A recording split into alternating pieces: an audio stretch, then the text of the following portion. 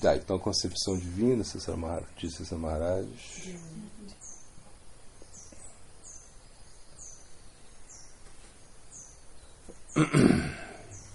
Bom, então ele está explicando o Maharaj Prabhupada, né? O Maharaj, ele queria esmagar a teoria de Darwin. Ele queria esmagar isso. Essa teoria. Por quê? Porque Darwin, ele falava, né? O que ele disse muito foi isso, que a matéria é a causa da consciência, né? Ou seja, o fóssil gera consciência. Isso era a teoria de Darwin, de certa maneira, claro. Nem tudo era isso, mas esse era um dos pontos esse foi um dos pontos que realmente propagou muito o ateísmo, né? Porque se tudo é criado da matéria, se você tira Deus da jogada, então isso se torna absurdo. Então esse é o objetivo de Maharaj Prabhupada, era provar o quê? Que a vida vem da vida. Ou seja, é Deus que tem a fonte da vida, né? Essa vida vem, ela surge de quem? Da vida. Ela não surge da matéria, né? Não é de uma combinação de átomos lá, sei lá, como se fala, de moléculas. Ou seja, de substâncias químicas lá, de reações químicas, aí que surgiu a vida, né? Não, a vida não surge disso, né? A vida surge por quê? Porque tem alguém por trás disso, né? Que é Deus, que é Krishna. Ele está por trás da vida. Então a gente tem que entender que a vida é uma coisa muito valiosa, né? E a gente fica muito preocupado quando a gente comete um atentado contra a nossa própria vida. É uma coisa assim, por exemplo, o suicida é uma coisa absurda para todo mundo. Todo mundo vai ficar muito chocado quando existe uma mentalidade suicida. E a gente comete suicídio quando, né?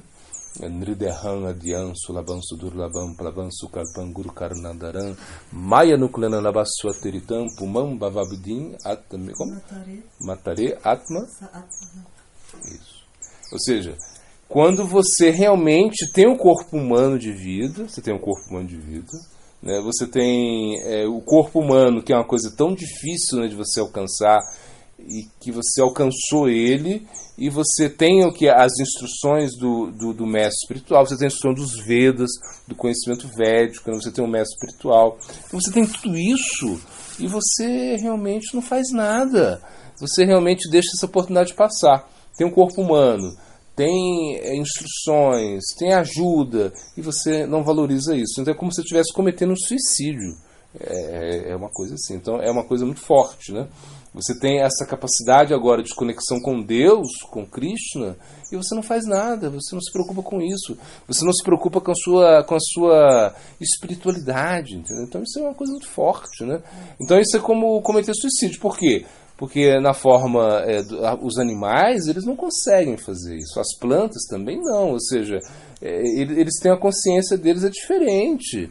Não é que o gato está aí, né, fazendo preocupado em meditar, está preocupado com a sua existência, quando vou morrer. Não, mas o ser humano sim, o ser humano pode fazer isso, né? Então esse aspecto, né, de acreditar que a matéria gera consciência é uma coisa absurda que até hoje influencia, né, a nossa sociedade, né? Você achar que foi o Big Bang, uma explosão que criou tudo, não tem nada por trás disso. Então é uma coisa bem absurda. O Maharaj Prabhupada queria esmagar isso, assim. Tanto é que ele tinha alguns discípulos dele que eram como cientistas, né? Que eles estavam com essa incumbência, assim, né? Tentar provar, ou seja, debater com os próprios cientistas que realmente não é assim. E a gente conhece, né, muitos cientistas, bons cientistas, né, que eles realmente chegaram à conclusão que não pode, as coisas não podem existir se por trás não tivesse um criador, né? Então, o que César Maharaj fala aqui é que a origem das coisas é a consciência, né? E o que a gente vê agora no mundo material, né? Esse mundo material está flutuando, né, num iceberg, né? Ou seja, quando ele fala isso, a gente entende, no iceberg. Que a pontinha do iceberg, né, é o mundo material, uma coisa assim, a pontinha do iceberg. Né? E todo o mundo espiritual é a parte de baixo do iceberg, que você não vê o iceberg, você só vê a pontinha. Né? Você pensa que o iceberg é pequenininho, mas não é. Tanto é que os navios, né, se chocam no iceberg por isso, assim, porque ele não percebeu. Acho que hoje deve haver mais tecnologia para perceber que existe um bloco de gelo embaixo do iceberg. Então, iceberg não é essa pontinha só que você vê. Né? Iceberg é uma coisa gigante. Então, a consciência é muito, muito superior à matéria. E nós não vemos a consciência, mas percebemos. Ou seja, realmente a gente tem que entender que a consciência ela é o mais importante na nossa existência. Né? A gente vive num mundo de consciência. Se você tira a consciência da matéria, a matéria fica inerte, não tem a menor importância. Então tudo é consciência. Né? Isso é o que César Maia está explicando aqui. Né? Que é muito mais importante, muito mais relevante o mundo da consciência. Né? Então, como nesse passatempo onde Prabhupada-Siddhanta, né, ele produziu um jornal diário, né, o Nadia Prakash, e distribuía isso para todo mundo. Né? Em um momento chegou um cavaleiro, uma pessoa muito importante, e falou: ei, você está distribuindo um jornal diariamente, falando de Krishna diariamente, do mundo da consciência diariamente, não vai esgotar o assunto? O Prabhupada falou: não vai. Ou seja, eu poderia produzir um jornal a cada minuto. O negócio é que as pessoas não vão querer ler, né? Mas não esgota o assunto, não. Aí ele dá esse exemplo, né? Ele fala, né? No momento ele fala, como você está pintando lá, né? Pintando um quadro, né? Com a tinta, e você pega lá o pincel, mexe na água, depois no papelzinho do lado você faz um rascunho lá com essa tinta que sobrou, né? Eu falo, então o mundo material é isso. É esse rascunhozinho assim que... Agora a pintura, esse é o mundo espiritual, né? Então é um exemplo muito lindo, né? Ou seja, que o Tripat Vibhuti, ou seja, que existe três partes, né? Três partes, né? De toda a existência. Essas três partes são espirituais.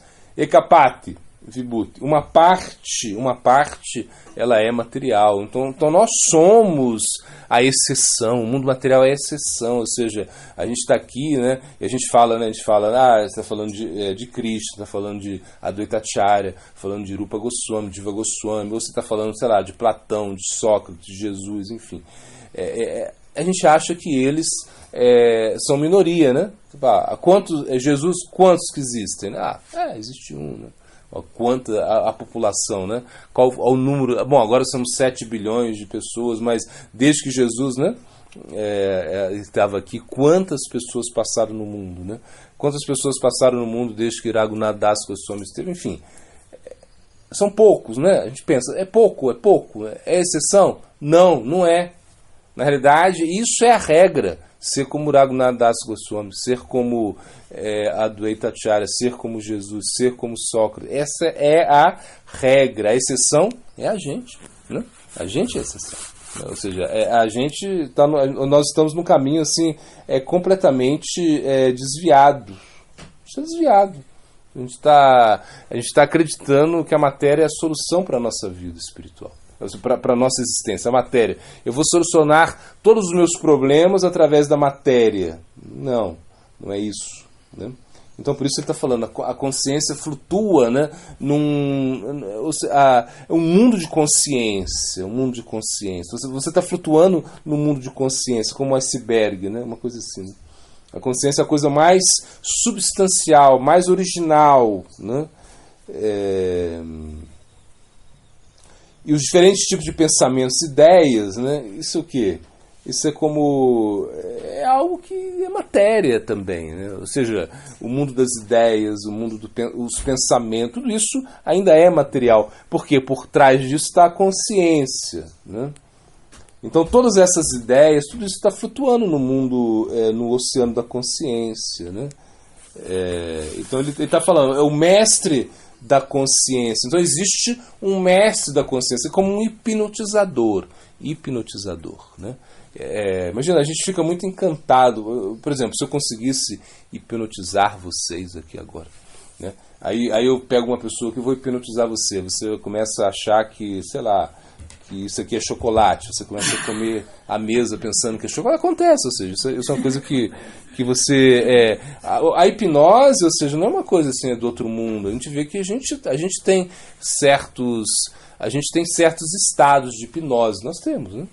Por exemplo, eu tô aqui, né, com o meu celular na mão, à noite, o meu celular na mão, eu ligo a lanterna do meu celular para procurar o meu celular, né? Acontece, né? Principalmente com os vatas, acontece muito. Aí você fala, isso é o quê? É uma hipnose. É uma hipnose, né? Tipo assim, você não vê as coisas, porque você está hipnotizado, né? Então já existe uma certa... Então todo mundo tem a tendência a ser hipnotizado. É natural você ser hipnotizado, não é difícil, não. Mas se a pessoa tem um dom, você vai ficar todo assim meio preocupado, né? Por exemplo, você fica espantado, melhor dizendo, quando você vê uma pessoa se hipnotizar. Fala, como você está comendo, né, o negócio aí pensando que é chocolate, né? Ou sei lá, várias, tudo um exemplo assim. Eu nunca vi uma sessão de hipnose. Mas, na realidade, isso existe. Porque todo mundo pode ser hipnotizado. Quem não pode ser hipnotizado? Quem? Deus. Não. Se você... Deus, é claro. Mas, por exemplo, se eu não me deixo ser hipnotizado, eu nunca vou ser hipnotizado, entende? Por exemplo, tem um cara que vai hipnotizar todo mundo. E eu pego e fico assim, não acredito nisso. Na minha mente eu fico, não acredito, não quero. Ele nunca vai conseguir me hipnotizar, entende? Mas se eu me deixo hipnotizar, ele me hipnotiza. E a hipnose hoje em dia, ela é usada para tratamentos, assim, né?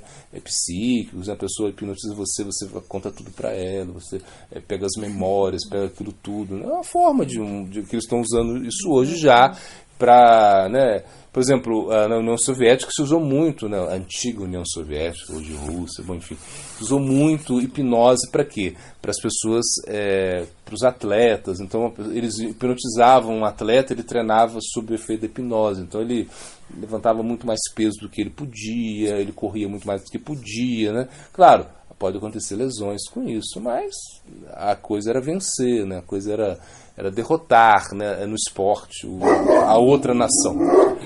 Então, na realidade, a hipnose é uma coisa que... Bom, então a gente tem dentro da gente uma possibilidade, né, uma sugestão, assim, sei lá, uma coisa dentro que a gente pode ser hipnotizado, sim. Agora, Krishna, ele é o hipnotizador, né? Ou seja, as coisas acontecem, né, por ele mesmo, né? Então, ele consegue hipnotizar todo mundo. Isso é Krishna, né? Ele só não vai hipnotizar quem? Quem não se desejar, quem não se deixar ser hipnotizado, né? Não, é ótimo, né, você ser hipnotizado por Krishna.